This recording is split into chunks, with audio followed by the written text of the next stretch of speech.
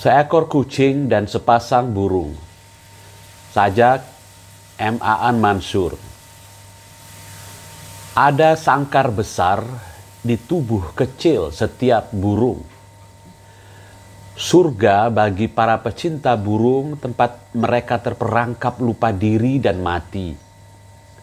Juga matamu, sepasang burung terakhir di bumi. Aku tak pernah membenci apapun sebesar aku mencintai matamu. Pikiran bukan penjara. Aku penjarakan pikiranku. Kututup pintunya buat semua tamu dan nama kecuali jiwamu. Puisi tentang jalan-jalan lengang pukul 3 pagi. Aku ingin menjadi seekor kucing di jalanan atau puisi. Aku ingin memangsa sepasang burung di wajahmu. Jauh dalam tubuhku ada pohon yang tumbang dan tumbuh tiap hari, juga sarang tempat angin sering mampir istirahat. Kelak orang membaca puisi tentang taman kota, mengunjungi museum burung, atau membaca dongeng tentang hutan-hutan yang hilang. Mereka tersenyum, mengingatku pada zaman dahulu ada seekor kucing menyelamatkan sepasang burung dengan memakan sepasang mata kekasihnya. Dari buku Melihat Api Bekerja.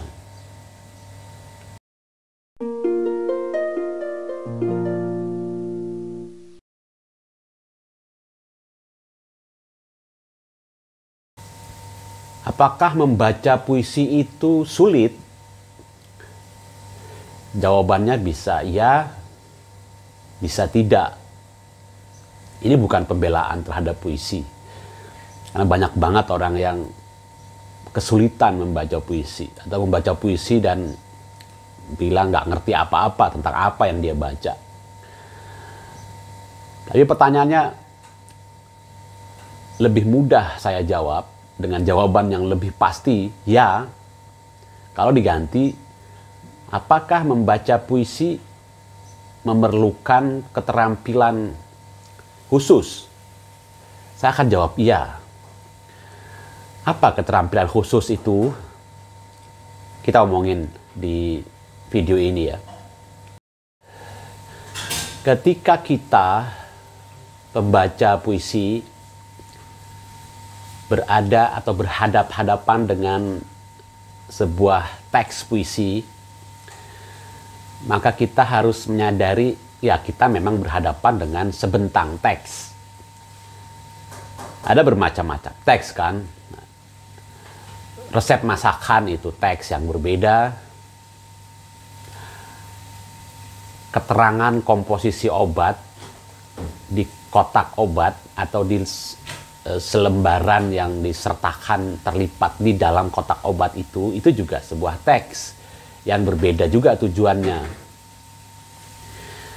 Terhadap keterangan obat itu misalnya, banyak sekali kata-kata yang kalau kita bukan orang farmasi atau dokter atau punya latar belakang kesehatan, kita nggak ngerti.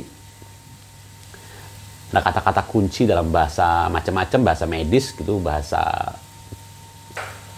obat-obatan atau bahasa kesehatan gitu ya, kita nggak ngerti kalau kita tidak punya bekal latar belakang pengetahuan yang relevan dengan teks itu. Tapi apakah kita boleh bilang bahwa teks obat itu nggak ada gunanya, sia-sia? Kalaupun kita nggak ngerti, itu pasti ada gunanya. Kalau nggak, buat apa dilampirkan di situ gitu. Jadi keterangan komposisi obat itu yang sama di setiap kotak obat untuk merek yang sama dan jenis yang sama, itu adalah pertanggungjawaban bahwa isi obat yang dijual, yang dikemas itu gitu, sesuai dengan itu keterangan di komposisinya. Kalau enggak itu penipuan. Karena itu orang percaya membeli atau dokter meresepkan obat itu supaya tujuannya apa? Supaya sembuh gitu. Supaya penyakit yang diobati teratasi kan gitu. Meskipun saya, si pasien ini misalnya, nggak ngerti apa-apa tentang obat itu, saya percaya pada dokter. Dokter punya kemampuan untuk membaca itu, memahami itu. Bahkan mungkin tanpa membacanya dia udah tahu gitu. Begitu baca mereknya aja atau jenis obat aja udah tahu komposisinya dan apa khasiat obat itu.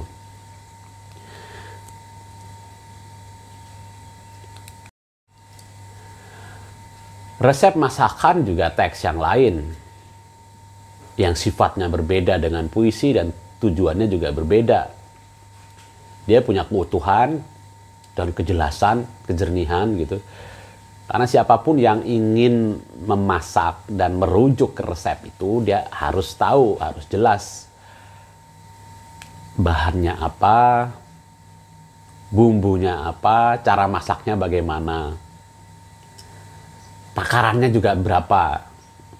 Kadang-kadang ada resep yang takarannya garam secukupnya, gula sesuai selera, atau ada juga yang takarannya itu 5 mg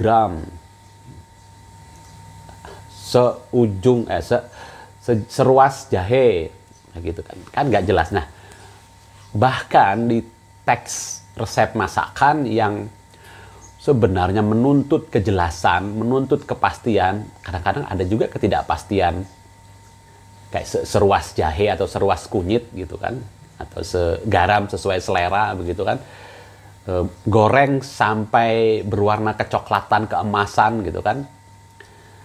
Apa ukurannya kalau tidak terbiasa memasak? Nah, orang yang terbiasa memasak bisa paham maksudnya apa, akan bisa memperbaiki, bisa memasak dengan hasil yang lebih enak daripada resep itu. Nah, resep yang pasti itu pun ketika dirujuk oleh orang-orang yang berbeda, hasilnya bisa berbeda. Hasil masakan A, B, C tergantung macam-macam. Ada faktor terlalu lama memasaknya, bahannya yang didapatkan juga berbeda, misalnya begitu kan. Atau bahkan mereknya berbeda begitu kan. Nah, jadi teks yang sama pun bisa menghasilkan, teks resep maksud saya, kalau dirujuk oleh orang yang berbeda bisa menghasilkan masakan yang ya sama-sama sotonya gitu, sama-sama apa namanya, nasi gorengnya, tapi rasanya bisa berbeda. Rasa mungkin nggak mungkin sama persis, juga nggak mungkin begitu sama. Nah, itulah sifat teks gitu kan. Itu sifat teks gitu. Apa, perlu kemampuan, latar belakang pembaca, pengalaman mungkin lebih tepat begitu, yang membentuk latar belakang tentu saja begitu untuk memahami teks itu gitu. Dan seperti resep masakan, hasilnya bisa berbeda-beda meskipun resepnya sama persis, atau bahkan mungkin orang dikasih bahan yang sama pun dengan cara masak masing-masing bisa menghasilkan masakan yang berbeda.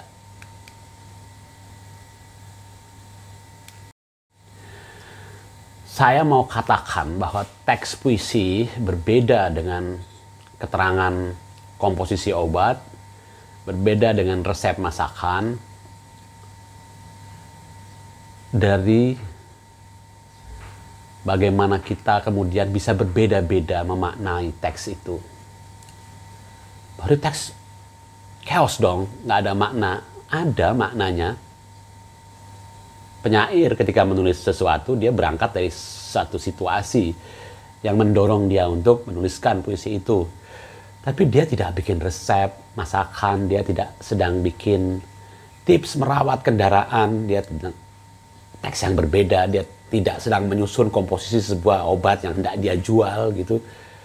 Maka perasaan, bahan, pikiran, gagasan yang kemudian yang mendorong seorang penyair menulis puisi dan kemudian melahirkan sebuah medan teks puisi itu akan sampai kepada pembaca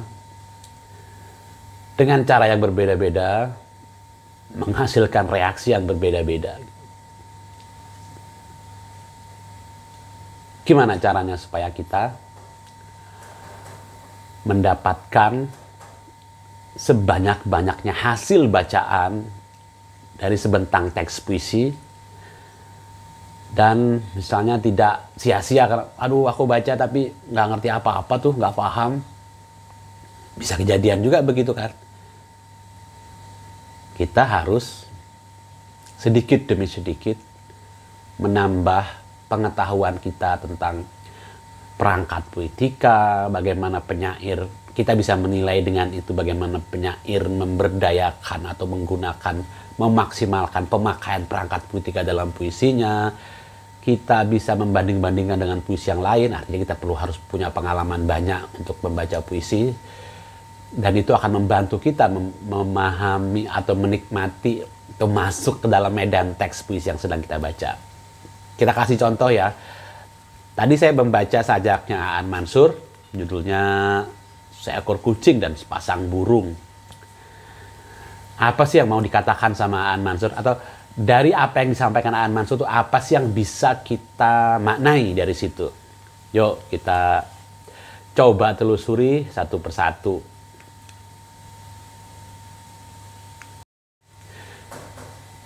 Saya selalu mengatakan, karena itu pendekatan saya terhadap puisi, bahwa puisi adalah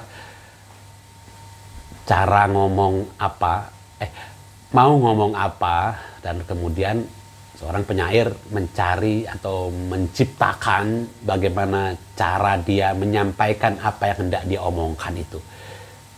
Sajak Aan ini jelas juga bisa didekati dengan cara seperti itu. Aan mau ngomong apa sih di sajak ini?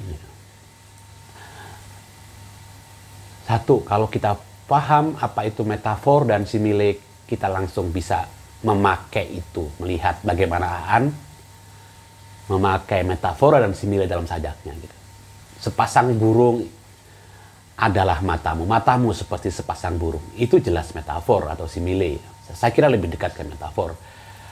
Aku seekor kucing. Itu jelas metafor. Kita lihat hubungan dulu antara burung dan kucing. Burung itu kucing itu karnivora, sangat suka burung. Kucing, coba perhatikan kucing, mahir sekali berburu burung, gemar sekali berburu burung. Mungkin burung itu makanan terlezat bagi si kucing. Kita nggak tahu, tapi dari kesukaannya kucing berburu burung, kita bisa memaknai bahwa apabila seseorang begitu berhasrat mendapatkan sesuatu untuk dimangsa, kita bisa membayangkan konsep apa yang bisa kita petik dari situ dan kita pakai untuk mengucapkan hal lain. Konsepnya adalah ketika aku dalam sajak ini dimetaforkan sebagai seekor kucing yang berhasrat melakukan apapun, menangkap burung. Ini seperti mengucapkan sebuah cinta yang keras, sebuah cinta yang menggebu-gebu, yang si aku akan melakukan apapun untuk mendapatkan sesuatu atau seseorang yang dia cintai itu hanya menjadi milik dia. Dengan cara apa? Dengan cara memakannya. Seperti seperti kucing memakan burung. Itu pertama yang bisa kita tangkap, emosinya.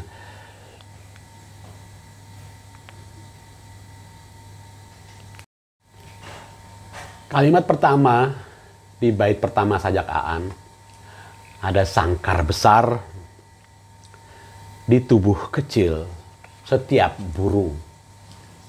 Ini juga metafor. Sangkar besar itu kurungan.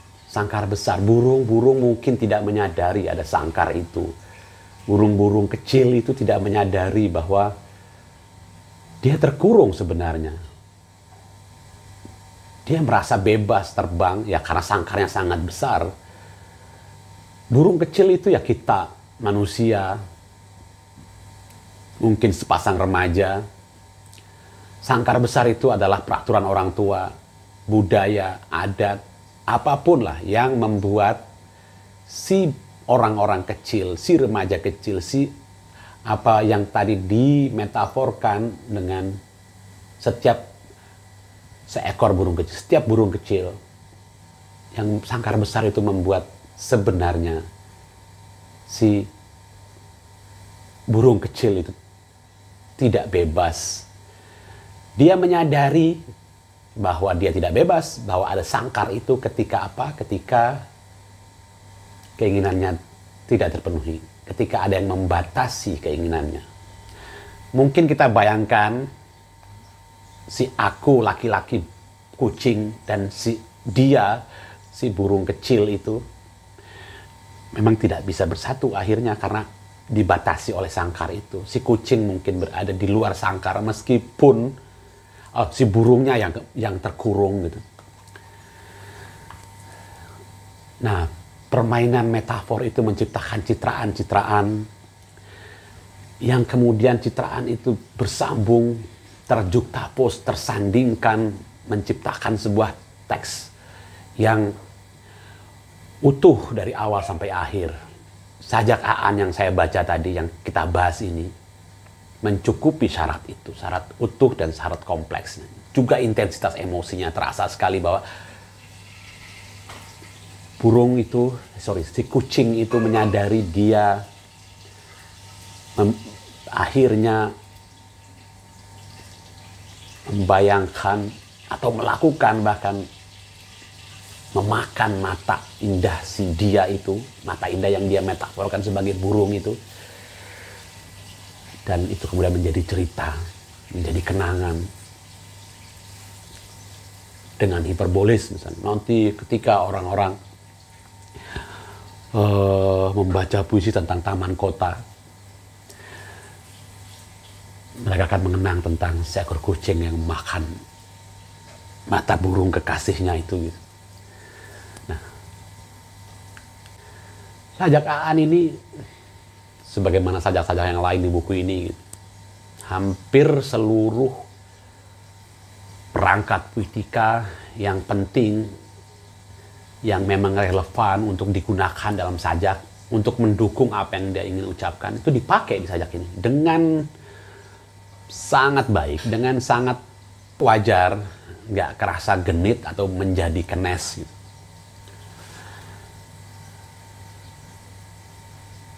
Misalnya kita lihat ada kontras, aku tak pernah membenci apapun sebesar aku mencintai matamu. Mata itu bagian dari menyebut satu bagian, sebuah gaya bahasa. Untuk mewakili keseluruhan dia. Aku tak pernah membenci apapun sebesar aku mencintai matamu, sepasang matamu. Ada kontras antara benci dan cinta. Jadi bukan cinta dengan cinta dibandingkan, tapi cinta dengan benci. Itu contoh salah satu penggunaan perangkat puitika yang lain, yaitu kontras. Ada kata yang berlawanan yang disandingkan untuk mengucapkan sesuatu yang kemudian akhirnya bagi kita pembaca itu terasa sebagai sebuah kayak ada ya benda keras yang dibenturkan, bueng,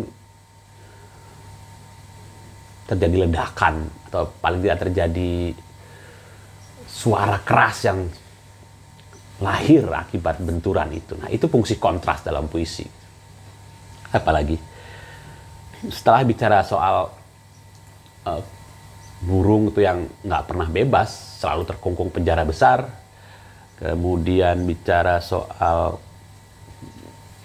dilanjutkan, ini semacam enlarged metafor gitu. Bukan sepasang matamu adalah burung bagiku yang sangat kucintai. Itu juga bisa menjadi metafor lagi bahwa ada sesuatu yang membuat si dia itu mencintai besar sekali gitu. Dan kecintaan itu melahirkan harus membuat si aku membenci hal lain yang juga besar sekali kebenciannya. Kayak selesai di bait pertama, bait kedua dia mulai sesuatu yang baru lagi tentang pikiran bukan penjara. Pikiran bebas dong, kita nggak boleh membatasi kita berpikir apa-apa. Tapi aku penjarakan pikiranku. Mau ngomong apa ini? Jadi ini sebuah paradoks lagi tuh, gitu. Pikiran bukan penjara, tapi aku penjarakan pikiran. Jadi aku karena nanti apa yang mau diucapkan bahwa dia tidak bisa mendapatkan sepasang mata burung yang dia cintai itu karena dia adalah kucing yang karnivor begitu, maka dia kemudian memutuskan membatasi pikirannya yang sebenarnya pikiran itu pada hakikatnya adalah sebuah ruang bebas yang tidak terpenjara. Kenapa? Tapi pertanyaannya, kututup pintu bagi semua tamu dan nama. Seakan-akan si aku itu ingin mengatakan bahwa dia tidak bisa atau tidak hendak lagi mencintai orang lain atau mencoba mencintai orang lain lagi. Ini cara ucap. Itu yang mau diucapkan. Kira-kira begitu yang kita tangkap, yang saya tangkap dari saja ini begitu. Kecuali jiwamu, puisi tentang jalan-jalan lengang pukul 3 pagi. Kan dalam pikiran yang kemudian dipenjarakan oleh si aku dalam sajak ini, hanya ada jiwamu. Nah, jiwamu itu dimetaforkan lagi. Jiwamu itu seperti puisi tentang jalan-jalan lengang pukul 3 pagi. Itu pasti bahan yang dikalimatkan dari pengalaman si penulis puisi gitu. Jadi dia menjadi citraan yang mengutuhkan sajak ini. Pukul 3 pagi, jalan, lengang, gimana sepinya, kebayang. Jadi citraan, apa tuh, citraan visualnya terasa, citraan bunyinya terasa, lengang di situ. Semua perangkat puitika diberdayakan. Gitu. Baru di bait ketiga sebenarnya dikatakan, aku ingin menjadi seekor kucing di jalanan atau puisi. Kalau nggak di alam nyata, ya udah deh di alam imajinasi aja deh. Kalau nggak di jalanan, di puisi aja begitu. Aku ingin memangsa sepasang burung di wajahmu. Apa itu? Mata. Mata di sini bukan lagi mata, tapi sudah berapa tingkat metafor kan? Mata, burung, mata, kucing. Bukan burung, tapi kucing di sini pengen mata begitu kan. Jadi dibolak-balik, dipermainkan, diperumit, tapi kerumitan yang indah, kerumitan yang menantang, kerumitan yang memancing kita untuk masuk seperti labirin permainan. Kita masuk ke dalam labirin, kita tahu ada jalan keluar, kita nggak akan tersesat, hanya memang berliku-liku, dan itulah menariknya. Ditambah lagi nih citraan baru. Karena nanti akan diutuhkan di akhir sajak. Jauh dalam tubuhku ada pohon yang tumbang dan tumbuh tiap hari. Apa tuh pohon yang tumbang dan tumbuh tiap hari? Harusnya pohon yang tumbang itu mati, tapi ternyata tidak. Tumbuh tiap hari. Bayangkan, banyak banget tunas baru dari pohon yang tumbang itu. Jadi, bukan ditumbangkan, tapi tumbang karena melawan penjara yang mengungkung setiap burung itu tadi. Karena dia tidak bisa masuk, maka di dalam dirinya ada pohon adalah simbol dari harapan, simbol dari sesuatu yang dirawat, yang diharapkan nanti bisa dipanen dong buahnya kalau saya merawat pohon itu. Tapi pohonnya sudah tumbang, tapi nggak pernah benar-benar mati. Dia tumbuh tiap hari secara liar.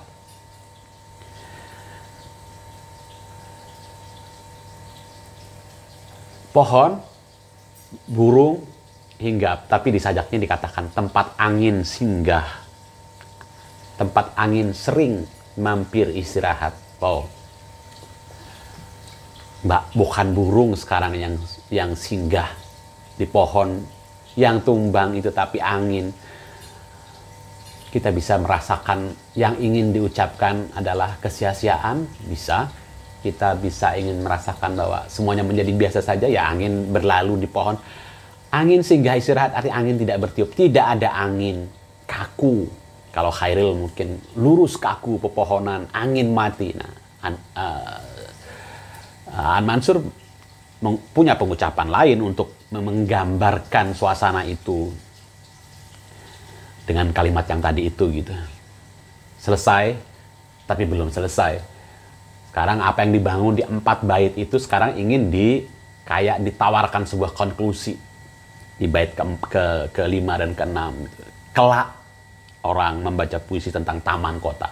Ada pohon tadi, maka kata taman menjadi relevan untuk dihadirkan di sini.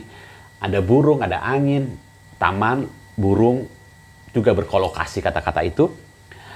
Mengunjungi museum burung. Nah, sekarang museum burung. Museum burung. Bukan taman burung. Bukan, artinya museum menyimpan benda-benda mati. Burung-burung yang mungkin sudah punah. Mungkin burung yang sudah diawetkan. Tapi bukan burung. Imaji baru tercipta di situ bahwa harapan itu sudah nggak ada lagi. Tapi ada, tapi sebagai burung yang diawetkan. Dan disimpan di museum. Kata museum itu menjadi sangat kuat. Mengunjungi museum atau membaca dongeng tentang hutan-hutan yang hilang.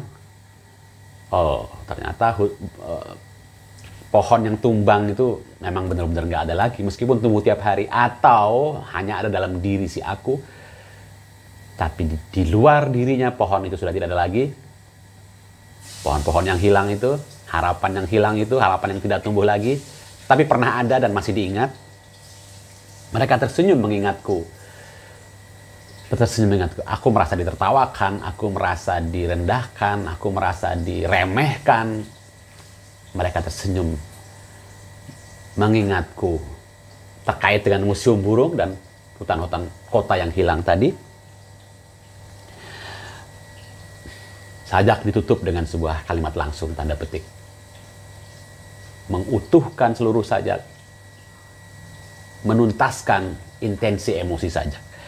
Pada zaman dahulu ada seekor kucing menyelamatkan sepasang burung dengan memakan sepasang mata kekasihnya. Wow. Sadis. Imajinya tiba-tiba hadir sebagai ironi. Menyelamatkan sepasang burung dengan memakan mata kekasih. Tidak lagi dihadirkan itu kucing atau apa. Seekor kucing menyelamatkan sepasang burung dan memakan sepasang mata kekasih. Bolak-balik antara kucing kan burung. Menyelamatkan burung dengan memakan mata kekasihnya. Kita bisa bicara banyak tentang bait itu. Tapi yang langsung terasa adalah bahwa bait terakhir itu mengutuhkan seluruh, merangkum, menyimpulkan, menjadi simpul dari seluruh citraan yang dibangun sejak bait pertama, kedua, ketiga, keempat, kelima, terakhir ditutup dengan kalimat bait terakhir itu.